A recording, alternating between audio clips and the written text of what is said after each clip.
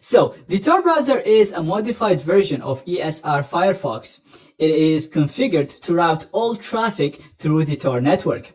Therefore, it improves our privacy and anonymity, and because it routes all traffic through the Tor network, using it, we can access Tor hidden services, or what's commonly known as darknet websites.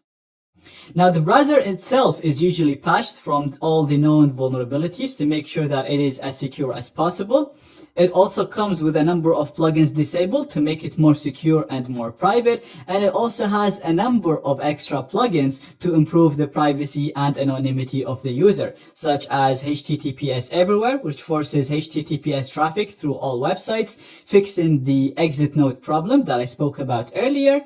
And it comes with no JavaScript, which prevents JavaScript from running on websites because JavaScript can be used to de-anonymize you.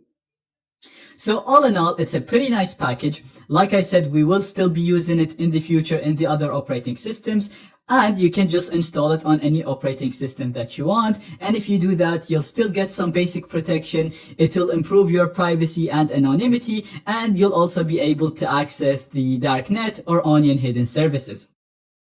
So let's go ahead and see how we can first download Tor, and then we'll discuss how we'll install it on Windows, OS X, and Linux. Right here, I have the download page of Tor. I will include the link for this page in the resources. And as you can see, you can download Tor for Windows, for OS X, and for Linux.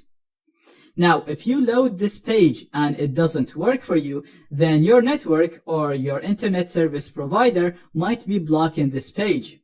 So what I'm going to do is I'm going to include another link, which is the link of the Tor's project repository, where you can download Tor as well. And as you can see, we have links for Windows, OS X, and Linux.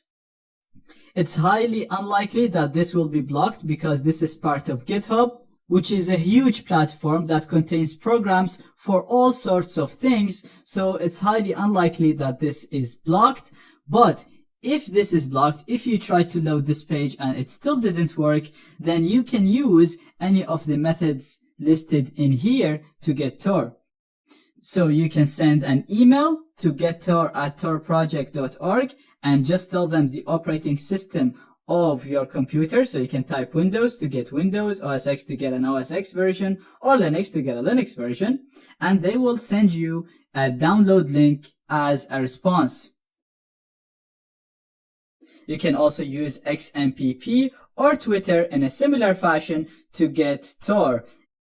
Obviously, you only need to do this if the Tor website and their Git repo right here are blocked. So first try these things. If that didn't work, then you can try this method. This is actually very, very simple. I have an example right here that I've just tested. So all I did is I sent an email and I literally just said Windows EN to get the English version to gettor@torproject.org. And a few minutes after that, I got it in my inbox right here with 2 download links for the latest version of Tor. So once you download the relevant version to your operating system, you can just double click it and go ahead with the installation process.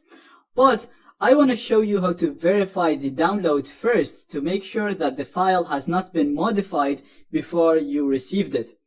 So right now, just go ahead and download Tor for your operating system.